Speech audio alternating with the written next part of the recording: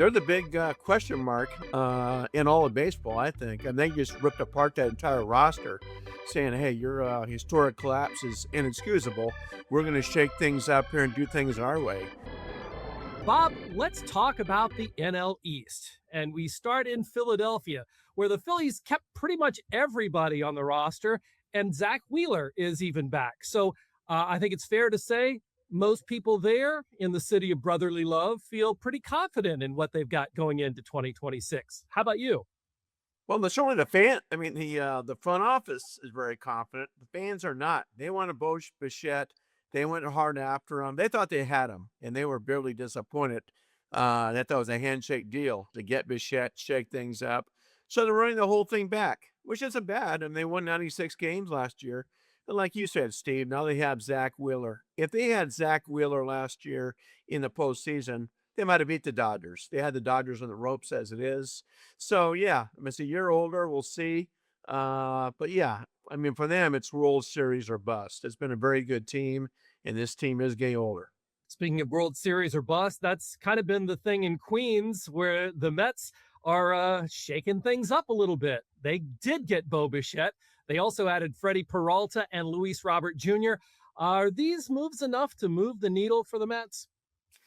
I think they're the big question mark in all of baseball. I think, and they just ripped apart that entire roster, saying, "Hey, your historic collapse is inexcusable. We're going to shake things up here and do things our way." So shipped out Nemo and brought in Marcus Semien. Like you said, made the moves they did with Bichette. Luis Robert is a dark horse. Who knows what you're going to get? Obviously, the guy's been hurt forever for the last few years. So we'll see. I mean, he wanted to, David Stearns wanted to shake up that whole chemistry, and we'll see how it works out.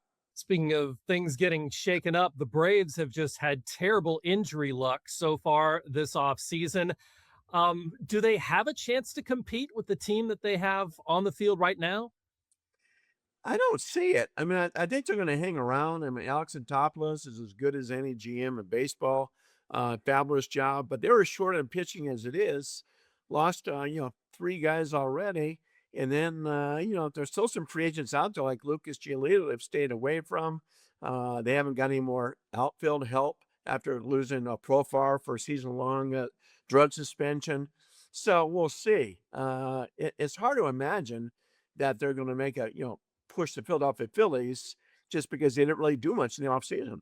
As for the Miami Marlins, one of the youngest teams in the majors, especially on offense, is it time to kind of get to know these guys like Jacob Marcy, Augustine Ramirez, Owen Casey? Are they going to be household names anytime soon?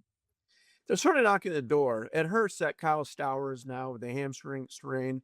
All stars rookie season. He's going to be out for first 4 to 6 weeks. So that hurts. But yeah, it's a good star set lineup. Let's see about what Owen Casey does. I mean, that trade, I think, surprised people. The Cubs think he swings and misses too much. That's why they moved him.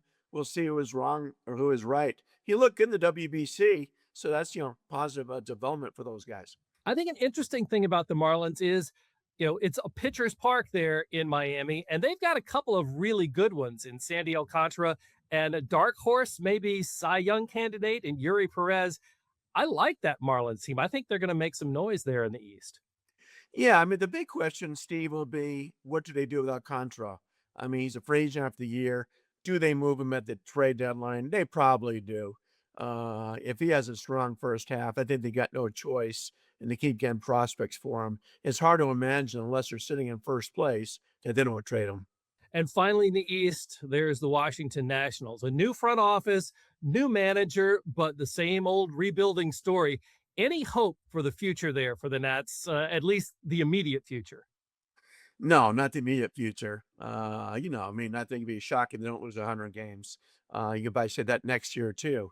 But they're tearing down the whole thing and starting fresh. We'll see what happens, how long that, rebuild takes. But you're talking about, at least 3 years, I think, before they get competitive again. All right, Bob. Predictions for the NL East. Is it a Phillies Mets 2 horse race? I think so, Steve. I agree. I just don't see Atlanta hanging around. I know They always do a great job. They surprise people. They would need Acuna to have an MVP type season. Always, be that guy again. Uh, we'll see. Drake Baldwin, good guy to keep your eye on. He could be the, top catcher, in baseball here next, year or two. And but yeah, I think it's a two-team race. And the Phillies, with the newly signed ace Christopher Sanchez, I think have to be the favorite. Possibly may give the Dodgers a run for their money.